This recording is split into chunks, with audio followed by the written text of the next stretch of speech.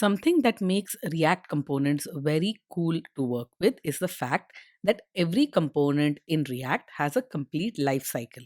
This is called the component life cycle. A component is created, it's rendered into the DOM, and at some point, if what the component renders is no longer needed, it's removed from the DOM. This entire life cycle is captured in the form of certain methods which are called in every portion of the life cycle. There are a whole bunch of phases within the React component's life cycle. The very first of these is when a component is inserted into the DOM. You first create the component, you decide how it looks, and then you insert it into the DOM. The second phase in the React component's life cycle is when this component is rendered to the DOM. Rendering to the DOM might happen multiple times because the component might be inserted once. Any updates to the component will cause a re-rendering. So insertion, then rendering, and the third phase is when that component is removed from the DOM. Just like a comment which is no longer needed and you want to delete it, that component can be removed from the DOM. Each of these phases have specific names in React. Inserting into a DOM is called mounting. Rendering to the DOM is called updating a component. And remember, updation can happen multiple times for the same component. And finally, removing the component from the DOM is called unmounting that component. Remember these terms because they are very important in understanding what we're going to study next. These phases form the life cycle of a component, and each individual phase has multiple methods that it calls on the React component. Each of these phases can be further divided into specific method calls. And the interesting thing about these specific method calls is that you, as a developer, can hook into these method calls and customize them any way you want. In this way, you have complete control over a component's lifecycle. We'll start off by looking at the very first phase in a component's lifecycle, the mounting phase. There are four specific methods which are part of the mounting phase of a component.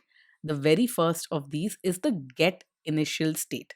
Get initial state is something that we are familiar with. We use it to set up the default value for the state properties for a component. This is part of the lifecycle phase, mounting. Within the mounting phase, the next method that's called in order is the component will mount method. This is the first time that we're hearing of it. The third method that's called is the render method or the render function. This is again something that we are familiar with. This is where the component is actually displayed to screen. And finally, after the render function, the component did mount method is the one that's called. In order to be able to plug in and customize these methods, it's very important for us to know the order in which these methods are called in the mounting phase. Get initial state, component will mount, render, component did mount. This is the order. Let's understand each of these methods in detail so that we know when exactly we need to add custom code to hook into these lifecycle methods. The very first one is one that we are familiar with, the get initial state.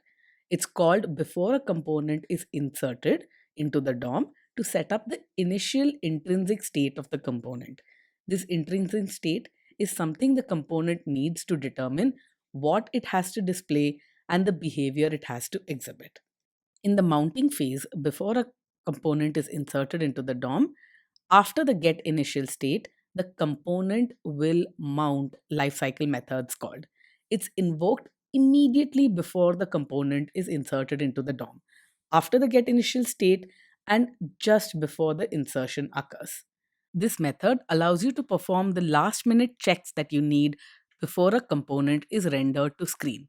If you call the set state function within component will mount, the render function will be called only once. It won't be called once again to re-render the component. React performs this optimization. Next up is the render method, and one we are very familiar with. This displays how the component will look given the current state of the component. This is what the component uses to draw itself onto screen. This is one method where you do not want to call set state. set state triggers re-renders, and if you call set state within the render method, you'll get into an infinite loop where set state calls render, render calls set state, and it goes on forever. The last lifecycle method that's called in the mounting phase before the component is inserted into the DOM is the component did mount. This is invoked immediately after the component is inserted into the DOM. The entire DOM structure of the component has been set up at this point.